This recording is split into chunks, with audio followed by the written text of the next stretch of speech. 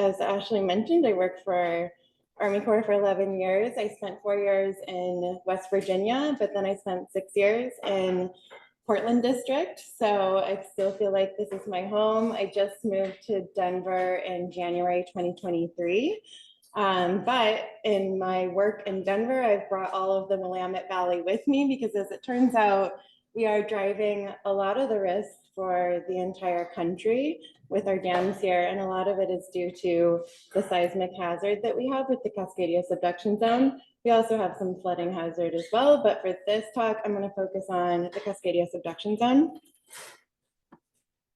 So just a quick outline and also a plug for, I think, the best PR that the Army Corps has ever gotten last year. We came out with our first ever cat calendar and Portland District produced it. And so all the dams and all the months are different projects that we own and with cats on them with some funny sayings. And we literally this week came out with the 2024 version. It's free for everyone and it's very fun. It has a lot of dam facts. But for this talk, this will be a very kind of high level overview of our USACE perspective because truthfully, there is a lot going on with our research into these high hazard dams in the Willamette Valley as we further our understanding of the risk. So first I'll just go over what is risk in general, and then I'll talk about the Cascadia Subduction Zone, how we look at the hazard for our projects, and then I'll give an overview of the Willamette Valley and the different dams that we have there, the kind of operations that we do, which really contribute, I think, a lot to the risk as compared to some of the dams that we have in California. And then how are we dealing with the potential risk and evaluating it so that we can make sure that the people living downstream are safe. We're going into some very high level modeling of some of the projects to understand how they might deform during one of these events.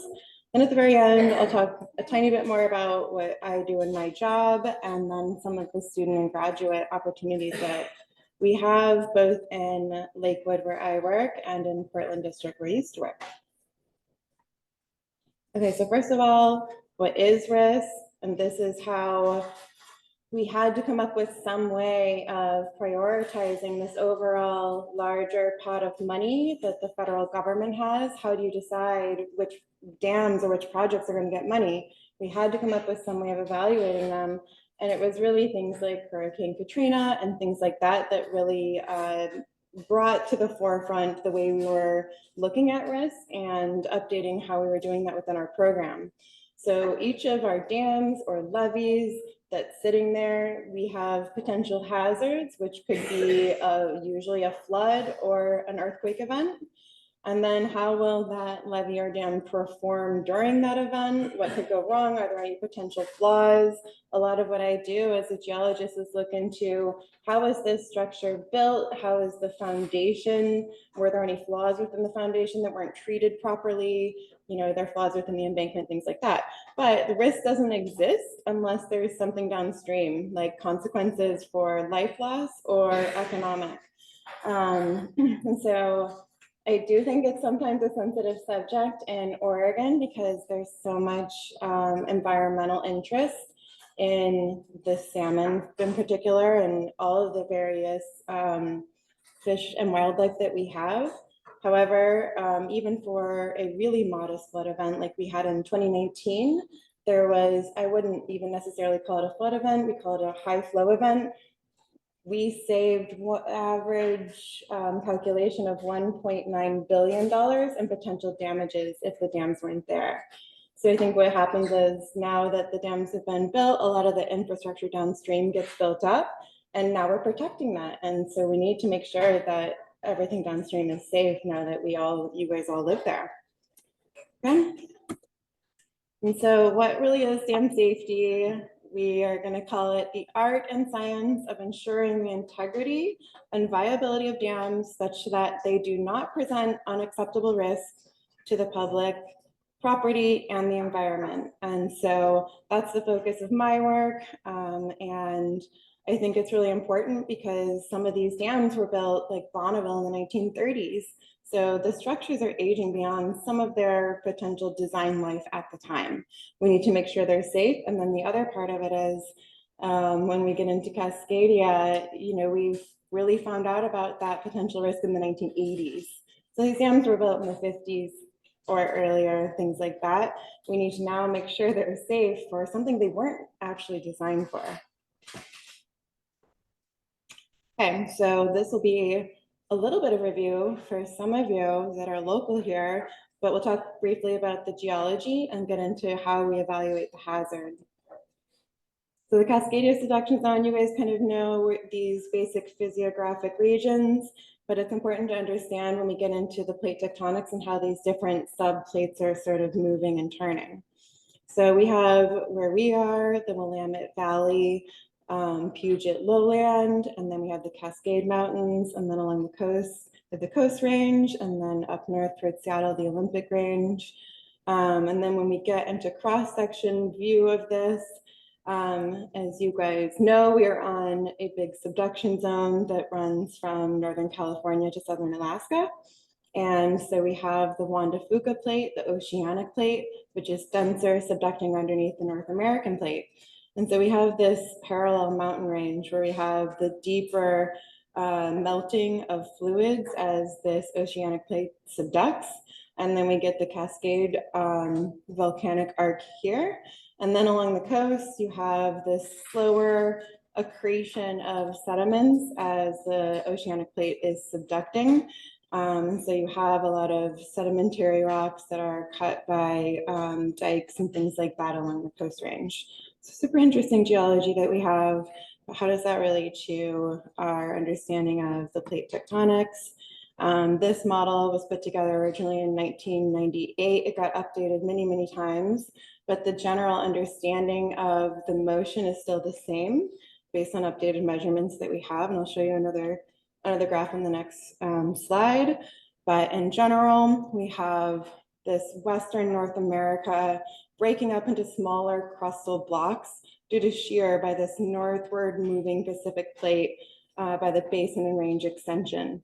So basically this north-south shortening green block up towards Seattle is having to accommodate for the rotation and movement and extension we have in the pink rotating block.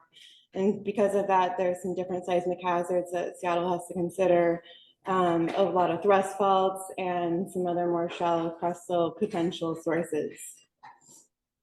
So updating that plot in 2013 using actual vector measurements. And so this is, the vector measurements are assuming there's a stable North American block, and that's a relative motion.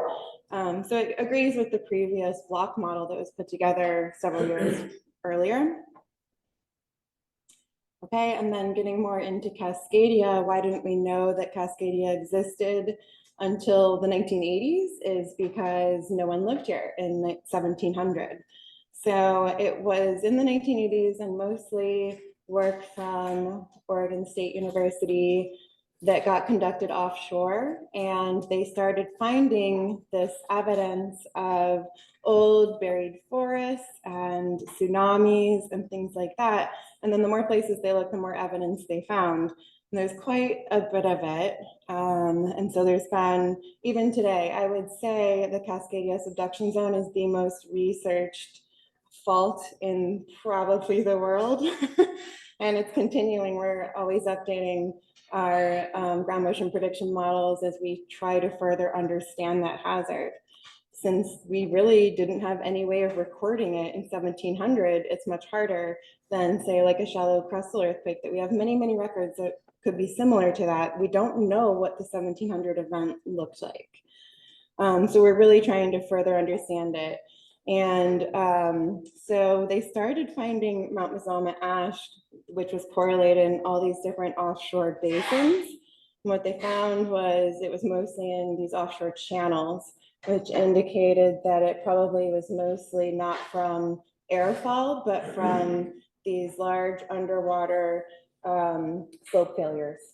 And so they were also able to correlate all those slope failures across all these different points and all these different drainages. There's a few different models and some controversy between it, but generally they correlate to the same event and indicate that there was many slope failures, and they could date this 6,000-year Mazama ash to correlate. And so there was probably synchronous triggering event that caused all these turbidites. And the evidence also came from Japan, where people were inhabited at the time in 1700. There was evidence of a tsunami that reached across the Pacific Ocean all the way to Japan. So we have this very high potential seismic source where we're sitting here today. How do we start to analyze it and understand how that could affect our existing infrastructure? So we start by doing a seismic hazard analysis where we identify all the seismic sources. In this case, it is definitely driven by Cascadia, but we also want to look at the different crustal sources that we potentially have.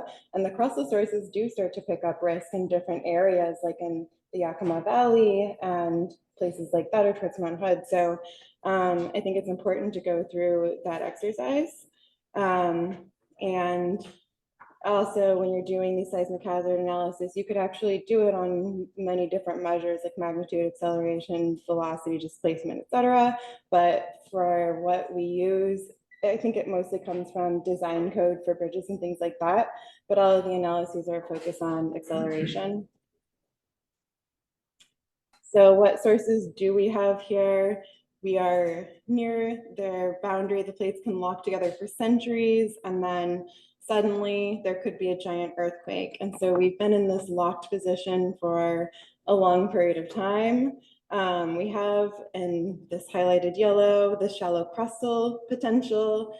From what we've looked at, I think there probably are a lot more shallow crustal earthquakes, but those typically have a pretty high, long frequency. So towards more like 30,000 years or things like that. And so they tend to not drive the risk for some of these projects. And then deeper down in those pink, we have the intraplate, because those are much, much deeper. The risk for that sort of earthquake is more towards Seattle because of some of that plate tectonics that I was talking about, like the Nisqually event. But in Oregon, the main driver for the Willamette Valley projects that we're focusing on is the Cascadia Subduction zone. So what does that actually look like? We have to get into a lot of detail of, there's so many different models because like I said, in 1700, we didn't record the event. All these different people are coming up with their probabilities and models, and there are these different models for partial ruptures. And so there is a much higher probability and much more frequent return within the like 200 to 300 year event for a partial rupture along the southern extent of the fault. So this comes from some of our research and our probabilistic seismic hazard analyses. We estimate there's a 40% probability in the next 50 years of a magnitude 8 impacting Southwest Oregon. And there's a 10% probability in the next 50 years of a magnitude 9 impacting Oregon and Washington. So that would be like a full rupture along the entire fault. The interesting part, I guess, is when you're looking at this as compared to a shallow crustal earthquake or anything like even intraplate, you're looking at one point source, whereas the fault and the point source and the energy release is the entire coast and line. So a project located, say here, has the same risk as a project located here. And all of our projects along here at the exact same time in the same event are going to undergo a similar loading as far as ground motion. So it's a difficult problem to start to evaluate. So when you get into these higher risk, high consequences, or high economic damages, we start to shift towards the probabilistic seismic hazard analysis because of all the limitations that we find with deterministic. And I think that if maybe you're designing a single dwelling, you might just use the deterministic, and that's totally appropriate. If you're building a hospital or you're building a dam that's a critical structure with a lot of potential life loss downstream, then you're going to do a probabilistic seismic hazard analysis and consider all your sources, even in areas where you may not have a lot of faults mapped. Then you assign that area background seismicity, and that all plays into your total risk for seismic hazard. And so, yeah, with deterministic, you just take your controlling, and one could argue that Cascadia does cover so much hazard that it could be appropriate in some regards, but I think it's more comprehensive to look at all the different potential seismic hazards in your zone. So we talked a little bit about the difference between California and Oregon. One is the way we operate, and then two is the actual earthquake event. California, because that Cascadia Subduction zone just hits at the northern part, most of California's risk is the strike slip fault, the San Andreas, and shallow crustal faults that also occur sometimes quite frequently. Those tend to have very short period of ground motion shaking, 10 to 30 seconds. For Cascadia, the long duration, high energy release, it could be up to 5 minutes, could be 10,000 times more energy release as far as area intensity. So it's difficult to evaluate a structure on their simplified seismic analysis methods, which typically are like discrete PGA of 0.2, let's evaluate for liquefaction. That doesn't consider you're shaking this material repeatedly over many cycles, right? So I think that, in addition to the potential consequences, pushes us into a higher level of analysis. I'm gonna skip through this one. Let's get into our Willamette Valley project a little bit. So this is the Willamette Valley Basin, and the Willamette Valley flows north into the Columbia River. These points are all really big, high hazard, high storage dams that USACE owns. And the blue ones are some re-reg dams that we own, but everything kind of flows. And the point of this slide is to, where's the water going if there was something to happen? High population centers downstream in Springfield and Eugene. So that's our concern. So some of the story is told by the construction history. Some of the dams really early on. Like I said, we didn't know about Cascadia. We're focused on seepage and stability. That's it. That's all that they're really concerned about, which does actually help with a lot of seismic issues, but it negates several other issues. And we found many flaws specifically related to seismic that would have been fine for seepage or stability. And so some of the very early on ones are the ones that we are focusing on first as higher risk and going into further analysis. This is just showing our other projects that I'm not really going to get into, but the ones you guys probably know more about are Bonneville, John Day, and the Dalles up top. And then we also built Mount St. Helens sediment retention structure after the eruption. We also own Willow Creek, which is way out east in Oregon, and Willamette Falls Locks, our historic project. The lower Columbia have a little bit lower risk just because they don't hold back as much water as we hold back in the Cascades. Those are more like run of the river or a little bit of storage for John Day and things like that, but the risk is much lower due to that. And they're a little bit further from the fault. So the way we operate in Oregon is based on how we know the precipitation pattern is going to go every year, right? It's super rainy in the winter and it's completely dry in the summer. So what we do is we keep the dams completely full. They decided this when the dams were built. If they had known about the seismic risk, I'm not sure, but it ends up being a significant portion of the year with less than 3% freeboard or something like that. Depends on the dam. These dams are important, however, there's a lot of different interests and water supply, fish and wildlife, so it's difficult to basically modify and change how we've been doing this since the dams were built. Looking at the time, I'm going to skip through a couple slides. Okay, you realize there's an issue. What are we doing for our projects? Like I said, we've done probabilistic seismic hazard analyses to get a really detailed look at the seismic hazard risk. And then we've started looking at detailed failure modes and modeling the embankments using finite element software, specifically FLAC. Some of the dams require evaluating in 3D if there are really challenging foundation topography issues and it just looks like a 3D problem that's hard to evaluate, then we're going in that direction.